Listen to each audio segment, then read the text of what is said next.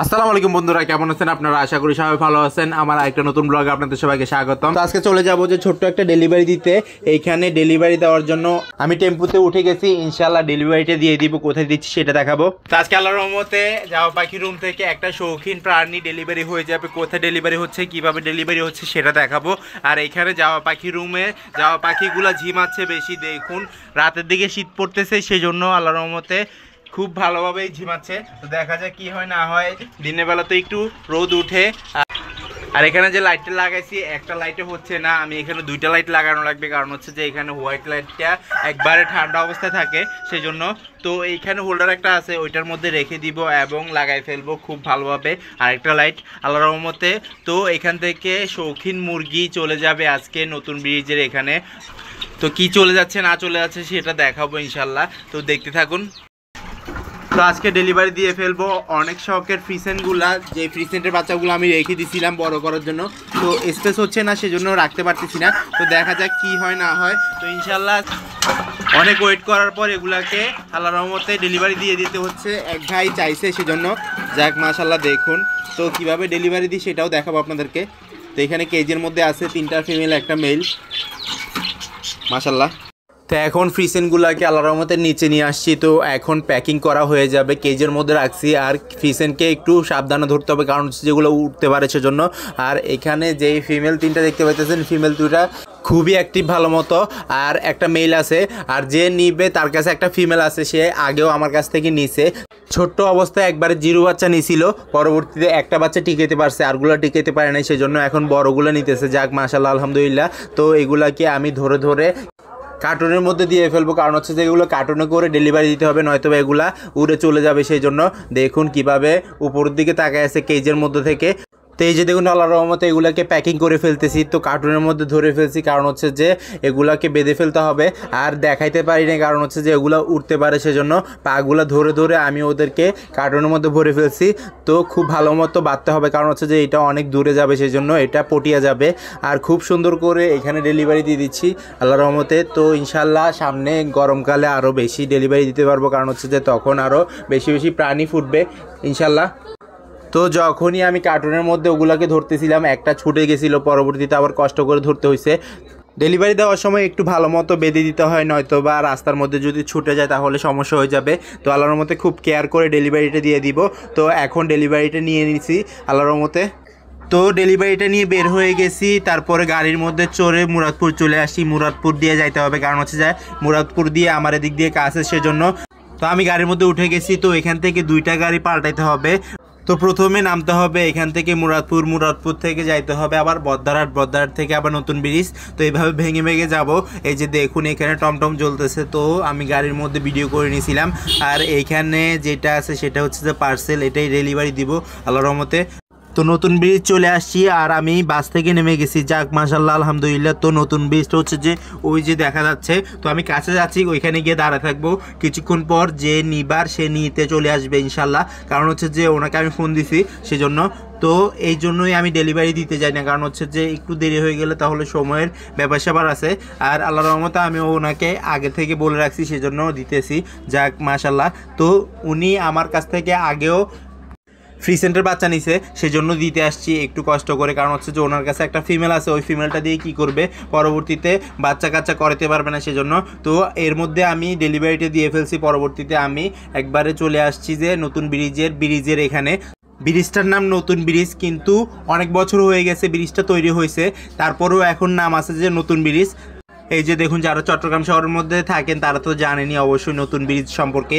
আর এখানে কত পানি আছে এবং জাহাজ আছে, মাছ ধরে। বিকালবেলা এখানে তাজা তাজা মাছ পাওয়া যায়। তো আমি গেছিলাম দুপুরের দিকে, সেজন্য মাছ পাই নাই। ইনশাল্লাহ বিকালবেলা যখন যাব তখন মাছ পাইলে নিয়ে আসবো। এই যে দেখুন ঘুরাই দেখাচ্ছি আপনাদেরকে। পরবর্তীতে ভাবলাম যে আমি নিজেকেও একটু ভিডিও করে ফেলি, তো ভিডিও করে ফেলছি। দেখুন হাঁটতে হাঁটতে। তো একা ঘোরার মজাটাই আলাদা, না কোনো টেনশন, না কোনো সমস্যা। তো একা একা যেখানে মন চায় ওইখানে যাইতে পারবেন। তো আমি এখানে গেছি মাত্র শুধু ডেলিভারিটা দেওয়ার জন্য। ডেলিভারিটা দিয়ে নদীটা দেখে চলে আসতেছিলাম। তো পরবর্তীতে এই পাশে যখন আসছি দেখতেছি যে আরও কিছু লম্বা লম্বা ফিলার আছে। তো এগুলা দিয়ে তৈরি হচ্ছে যে নতুন ব্রিজটা। এখন একবারে সম্পূর্ণ ফাঁকা, বিকেলের দিকে একটু যানজট বেশি থাকে কারণ হচ্ছে সবাই এখানে ঘুরতে আসে সেজন্য, আর গাড়ি চলাচল বেশি হয়ে যায় সেজন্য। এই যে দেখুন এই পাশটাতেও জাহাজ আছে, নৌকা আছে, তারপরে মাছ ধরতেছে, দূরে কোথাও মাছ ধরতেছে আমি দেখতে পারতেছিলাম, আর ভিডিওর মধ্যে ক্যাপচার করা যাচ্ছিল না কারণ হচ্ছে যে অনেক দূরে সেজন্য। তারপরও আমি এদিকে হাঁটতে হাঁটতে চলে আসতেছিলাম, এবং তো আমি হাঁটতে হাঁটতে নিচের দিকে নেমে যাইতেছিলাম কারণ হচ্ছে যে এদিক দিয়েই আমার বাসে উঠতে হবে সেজন্য। যাক মাশাল্লাহ, তো আল্লাহর রহমতে কোনো সমস্যা হয় নাই, আমি শুধু ডেলিভারিটা দিছি এবং চলে যাচ্ছি। তো এখানে দেখুন কত সুন্দর করে মোটরসাইকেল চলাফেরা করতেছে, আর এই দিক থেকে বাজার থেকে আনছে যে দেশি মুরগি, তারপর টাইগার মুরগি, তারপর হচ্ছে হোয়াইট কালার কিছু মুরগিও ছিল। যাক মাশাল্লাহ, এখানে যে গোল চত্বরটা দেখাইতেছি এখানে গাড়ি ঘোরার জায়গা, দেখুন একবারে গোলাকার, চারোদিক দিয়ে গাড়ি ঘুরে এবং গাড়িগুলো এখানেই বসে থাকে, যাত্রী নেয়, তারপরে যে আর উদ্দেশ্যে চলে যায় এখান থেকে, মানে যে এখানে যাওয়ার এখান থেকে যায়। তো এটা হচ্ছে যে নতুন ব্রিজের পরে গাড়ির রাস্তা, এই যে দেখুন কতটা সুন্দর করে গাড়ি চলাচল করতেছে। তো আমি এদিকটা যাব, যে দিকটা হলুদ বাসটা যাইতেছে। যাক মাশাল্লাহ, ওই দিকটা গিয়ে আমি গাড়িতে উঠে গেছিলাম, গাড়ির ভিডিও দেখাতে পারিনি। পরবর্তীতে আমি ফ্লাইওভারে উঠে মুরাদপুরের রাস্তার ওই পাশে চলে আসছি। যাক মাশাল্লাহ, আলহামদুলিল্লাহ। তো এভাবে করেই ঘুরে ঘুরে চলে আসছি বাসার দিকে। তো বাসার দিকে আসার সময় দেখতেছিলাম যে অনেক সুন্দর সুন্দর জামা কাপড় নিয়ে বসে আছে এবং অন্যান্য অনেক ব্যবসায়ী বসে আছে। তো আমি হাঁটতে হাঁটতে ভিডিও করতেছিলাম। তো ডেলিভারিটা দিছি, ডেলিভারি চার্জও নিয়ে ফেলছি, আর কাছে কিনারে হইলে আমার বাসা থেকে এসে নিয়ে যায়। তো ডেলিভারি আমি সবসময় দিই না। তো ডেলিভারিটা দিয়ে চলে আসছি বাসায়, এবং এখানে কি কি আছে সেটা দেখাবো, আর ডেলিভারি দেওয়ার পর ওইখানে কেজের মধ্যে কি আছে সেটাও দেখাবো। তো চলুন দেখে আসি। অবশ্যই আল্লাহর মধ্যে দেখতে পাইছেন যে কি নিয়ে যাব আজকে। তো শৌখিন যে ফ্রিসেনগুলো ছিল আমার কাছে, যেগুলো আমি বোর্ডিং করছি, আমার এখানে বাচ্চা ফুটাইছি, ওগুলো আল্লাহর রহমতে চলে যাবে নতুন ঠিকানায়। আল্লাহর রহমতে ডেলিভারিটা দিয়ে দিব, কারণ হচ্ছে যে সচরাচর আমি ডেলিভারি দিই না, অনেক দূর থেকে আসলে দিই। তো ভাইটা আসতেছে পটিয়া থেকে আসতেছে, সেজন্য আমি আল্লাহর রহমতে নতুন ব্রিজ গিয়ে দিয়ে আসবো। তো এর আগেও আমি নতুন ব্রিজ ডেলিভারি দিছি, সেগুলো হচ্ছে যে গোল্ডেন স্যাপ্রাইট।